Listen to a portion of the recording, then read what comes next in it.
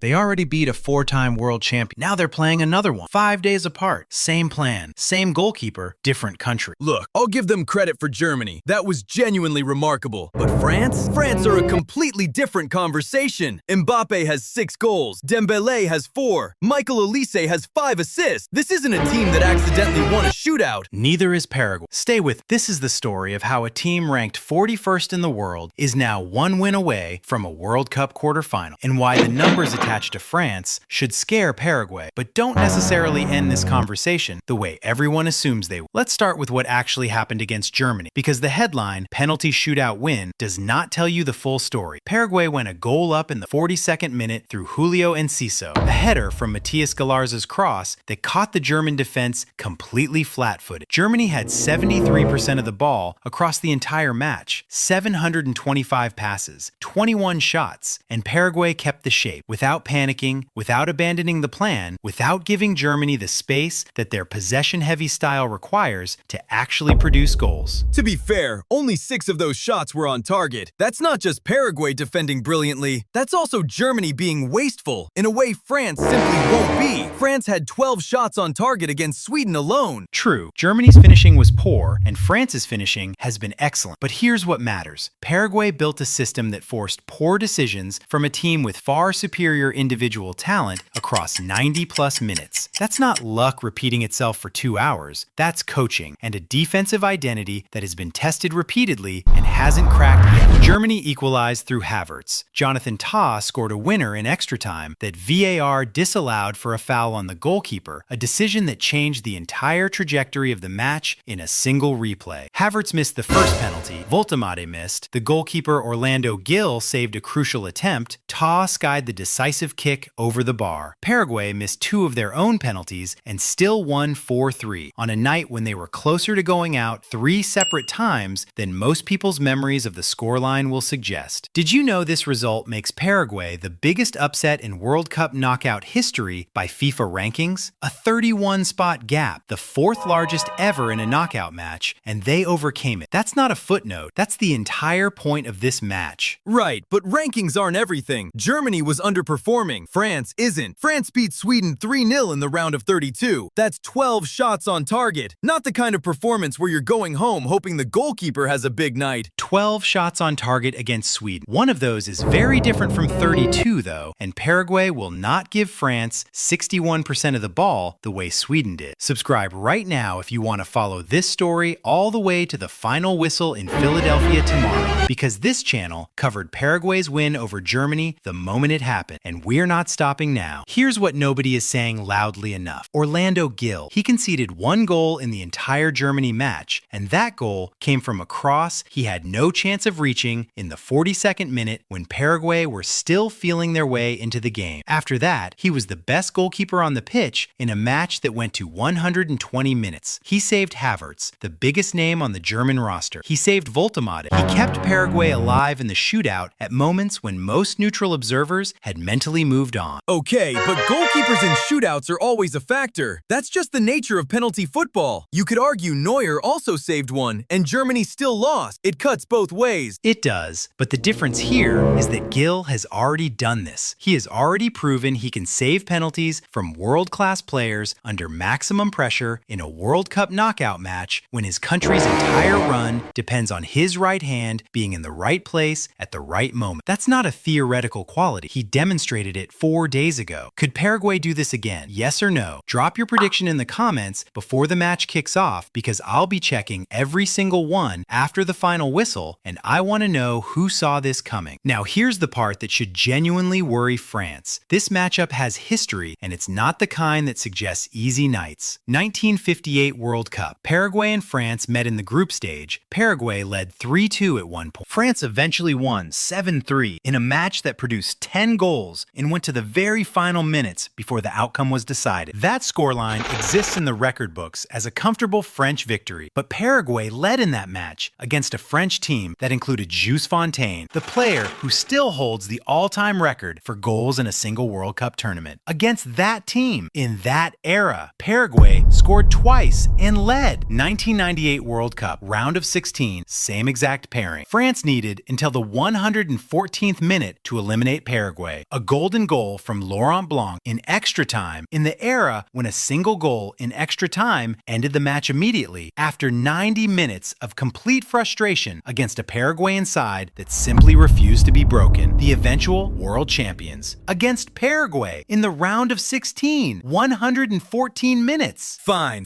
but that was 1998. This France team is categorically better than either side that played that day, and the football itself has changed entirely. Probably, but the lesson from both of those meetings isn't about the era, it's about the identity. France versus Paraguay always takes longer than anyone expects. Paraguay don't just play for the equalizer, they play for the shootout from the first whistle. And they've already shown this specific group of players can execute that plan when the pressure is as high as it gets. We've all felt this before, watching a giant face an underdog and waiting for the moment the inevitable finally happens. That feeling gets uncomfortable when the underdog doesn't just defend, when they actually create chances, when the goalkeeper makes saves that shouldn't happen. France will experience that feeling at some point in Philadelphia. The question is whether they have the patience to break Paraguay down before it matters, or whether they're still level when the pressure becomes real. The tactical problem for Paraguay is specific and significant. Germany's attack flowed through central passing sequences, the kind of patient pattern building that a compressed low block disrupts naturally because every pass goes sideways into a crowded middle. France's attack flows through Mbappe on the left, explosive wide overloads from Olise and Dembele, and pace in behind that Paraguay's center backs haven't faced at this specific level in this tournament. Germany ran into a wall 17 meters in front of goal and kept trying to go through it. France is more likely to go around it, stretching Paraguay's defensive shape with width before finding the gap that Mbappe can run through in half a second. And there's another issue. Enciso went off injured against Germany. He was arguably Paraguay's only genuine creative threat from open play. If he's not fully fit, Paraguay have even less going forward than they did 5 days ago. And they already scored just once in 120 minutes. That's the most important unknown heading into this match, and it's one that nobody can fully answer until the team sheet is confirmed. Without Enciso, Paraguay's plan becomes entirely reactive, defending for 90 minutes and hoping for a penalty shootout where Gill can do what he did against Havertz. With Enciso even at 70% fitness, there's at least a possibility of a counter-attacking moment that changes the entire dynamic of the match and forces France to spend 20 nervous minutes wondering whether they've left themselves exposed. Fairy tale continued, or the night reality finally catches up with South America's surprise package. Pick one in the comments, but commit to a scoreline, not just a winner, a scoreline, because I think Paraguay keep this tighter than the odds suggest, and I think France win it, but not the way Sweden lost it. France 2-0 in a match that's more uncomfortable than the scoreline admits. Drop yours below. France have reached the final in each of the last 2 World Cups. They've reached the quarterfinals in each of the last 4. Mbappe is the tournament's joint leading scorer. 13 goals scored in 4 matches at this tournament. The entire weight of evidence says this match should be straightforward, comfortable, and over before extra time is even a conversation. But Germany's entire weight of evidence also said Paraguay shouldn't have survived 90 minutes, never mind 120, never mind a penalty shootout where they missed 2 kicks and still won. And the Netherlands' entire weight of evidence said Morocco shouldn't have equalized in the 91st minute of a match the Dutch were comfortably winning. This tournament has already shown you twice in one day that evidence and outcomes are different things. Commit to your prediction right now. Drop it in the comments. I want a scoreline and I want a confidence level. France 2-0 at 60% confidence is a very different prediction from France 2-0 at 90% confidence. And the comment section tonight is going to separate the people who genuinely thought this through from the people who just followed the rankings. Fine, France 2, Paraguay 0. But honestly, I said something similar about Germany and then spent the rest of the night watching Gill save penalties. So take that with whatever it's worth. One thing is certain, regardless of tonight's result. Whatever happens in Philadelphia on the 4th of July, on the day America turns 250 years old, in a stadium packed with 67,000 people, Paraguay have already done something that most most of the football world thought was impossible just 1 week ago. A nation that missed the last 3 World Cups entirely, that finished third in their group, that needed a goalkeeper to save 2 penalties in a single shootout just to be here. That nation is now 90 minutes from a quarterfinal. And if Gill saves 1 more penalty this tournament, this story gets a chapter that nobody predicted in any preview, any bracket analysis, or any conversation before this tournament began. A 41st ranked nation from South America